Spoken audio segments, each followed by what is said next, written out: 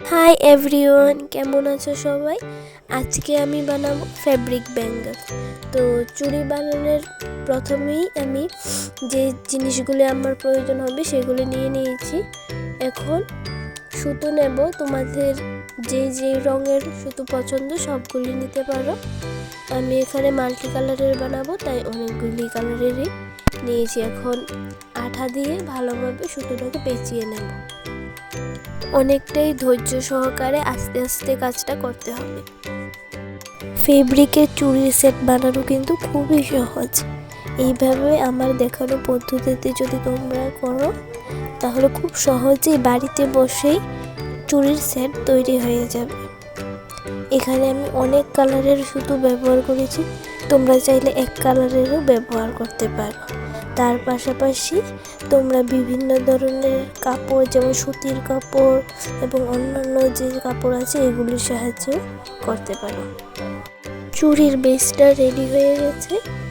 এখন আমার লাগবে ফেবিক্রাইলের গ্লু এবং কতগুলি কৌড়ি শেল, পুঁতি।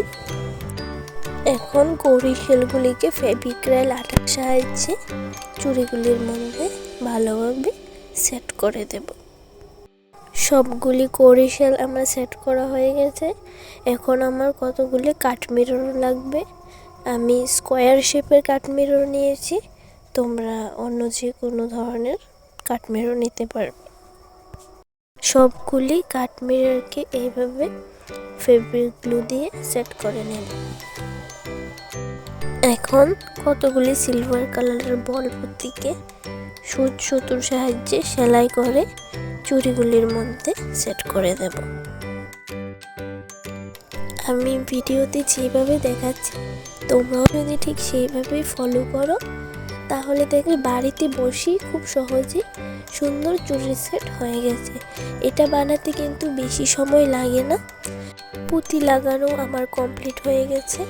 দেখো, এখন এটাকে আমি সুতোগুলিকে গিট দিয়ে দিচ্ছি। এখন একটি কাঁচির সাহায্যে এক্সট্রা যে সুতোটা আছে সেটাকে কাট করে নেব। সুতোগুলির মধ্যে ফেভিকল দিয়ে ভালোভাবে সিকিউর করে নেব। দেখো বন্ধুরা, এখানে খুব কম ইনগ্রেডিয়েন্টস দিয়ে কিন্তু খুব অল্প সময়ের মধ্যে কি সুন্দর চুড়ির সেট তৈরি হয়ে গেল। এটা তোমরা যে কোনো অকেশনে পরতে পারো, খুবই সুন্দর লাগে।